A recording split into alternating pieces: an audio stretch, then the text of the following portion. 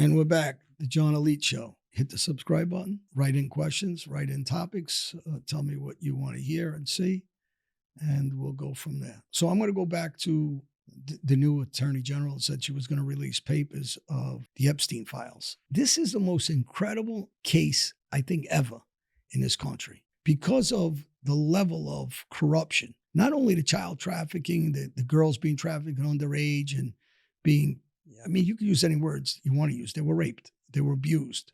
They were sexually abused by, so many different people. The Duke of New York, Prince Charles, and he lost his military status. He lost his royalty status. They stripped him down. He paid a girl for accusing him of sexual abuse. I believe it was in Virginia.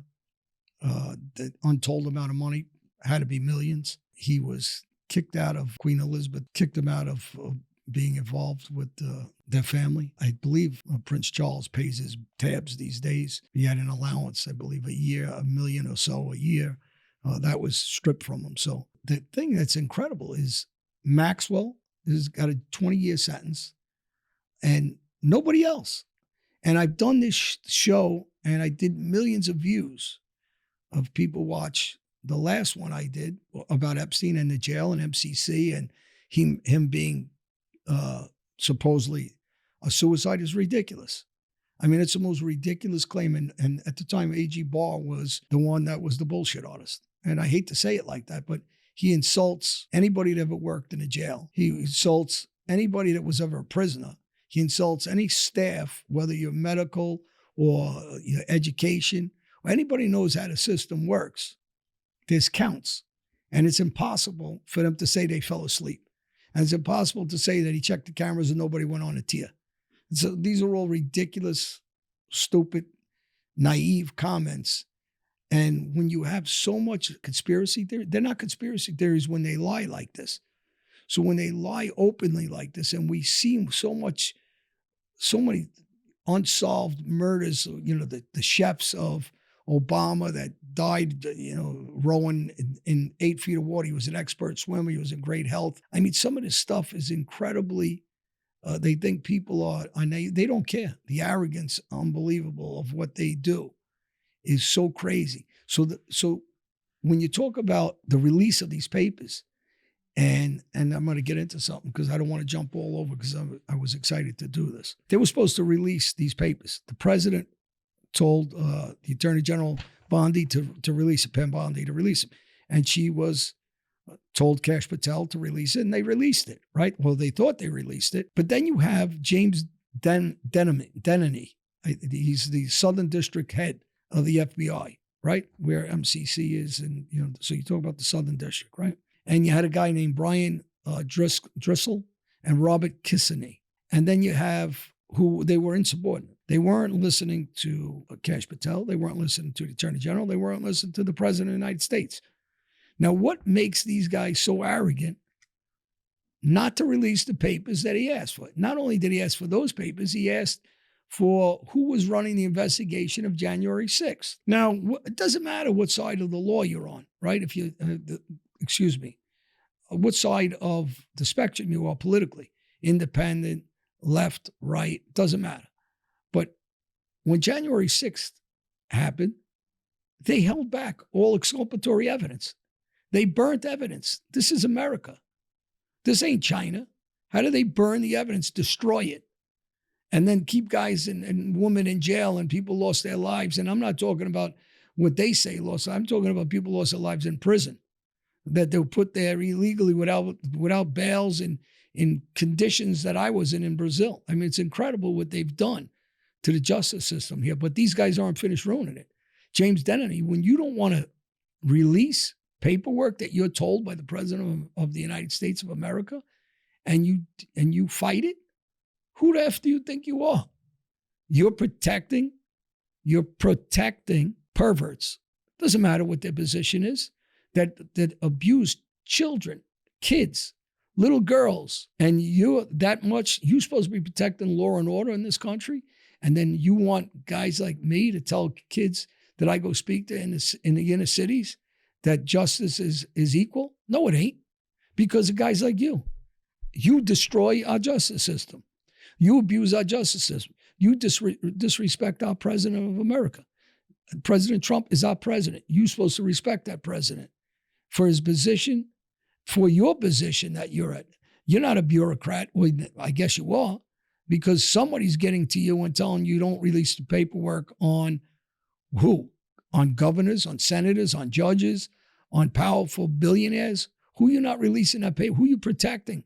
How about if it was your child that was being abused sexually? But yet you have Maxwell is the only one that's in prison. They didn't rape all these kids by themselves. They didn't abuse all these kids sexually by themselves. And when people think a conspiracy, I ran through this whole thing. He did not kill himself. That's 99.999%. He did not kill himself. This is not just like, I'm guessing. I break it down for millions of people to listen to. And people that work in the system know exactly what I'm saying is correct. But when you have people like this, and then you have Emile Beauvais, the number 2 of the FBI, who accuses all these people of being insubordinate. They come out and verbally protect these kids.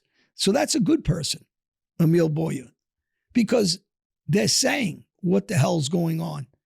And how do you not listen to the orders of your bosses and the president of the United States of America? Now, when you turn around and you tell a situation that came all over the media, Pizzagate, right? It was a satanic Democratic party, right? That's what they said, of abusing children in a pizzeria called Comet Ping Pong Pizza, right? And the Democratic Party got accused with Hillary Clinton of being involved in this. The problem is you lie so much, people don't know if that's false or not, including myself, because I know firsthand with Epstein, I was at FCC. I know you're completely lying. I know Barr's completely lying. I know the whole situation's a lie. So if you're going to lie about certain things and then you call everybody conspiracy theorists, no one's buying it anymore because you got caught too much with this stuff. You got caught with the spending, with the NGOs. You get caught with these fake companies that are being sent billions of dollars, just like Stacey Abrams. Or Stacey Abrams, I believe it was a brother-in-law, was also accused and charged with the sexual ring of children. So it's so prominent that how you calling people conspiracy theorists? When you have Ben Swan, a journalist that was in Atlanta, I believe, and then later on in Miami, and then I don't know where he is now. He brought out Pizzagate, and I believe he worked for one of the major companies, whether it was CBS or one of the affiliates. And he got fired for bringing it up. Why get fired? What are you trying to hide? What are you trying to protect? And everybody says, well, he was warned not to. He was suspended originally, and then he got fired. Why?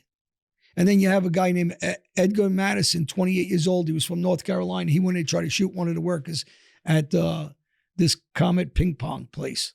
And the owner was James Alite. The point being, if you look at what happened to Maxwell, you look what happened to Epstein, you look what happened with the sentencing, and you notice dozens of girls. Who else is involved? Prince Andrews didn't go to jail. He just got accused civilly, but nobody's going to prison. And I'm going to read something again for people that don't know about Maxwell and Epstein. Maxwell and Epstein had friendships with severe prominent individuals in elite circles of politics, academia, business, law, including Bill Clinton, Prince Andrew, Duke of New York, and many others. Maxwell is known for a long-standing friendship with Prince Andrew, for having escorted him to a hookers and pimps social function in New York. Okay, we know, but why isn't anybody else charged? This is all well and good. It's all dressing, right? But it doesn't get to the point of why did that agent, James Donnelly, block those paperwork from getting to the president's hand and the attorney general? Who is he to block those people from being exposed for abusing children? I don't know if he has kids or his family has children. Somebody has to have children. How is he okay with blocking that? How is he okay with blocking January 6th? And you want to know why the American people voted so highly for President Trump. 2019, an interview on BBC, Andrew said the two had known each other since Maxwell's undergraduate at Oxford. She introduced Epstein to Prince Andrew, and the three of them socialized together. Maxwell and Epstein attended a party thrown by Prince Andrew in the Queen's Sandringham House estate in Norfolk, England, reportedly for Maxwell's 39th birthday. In his November interview with BBC, Prince Andrew confirmed that Maxwell and Epstein had attended an event in his invitation.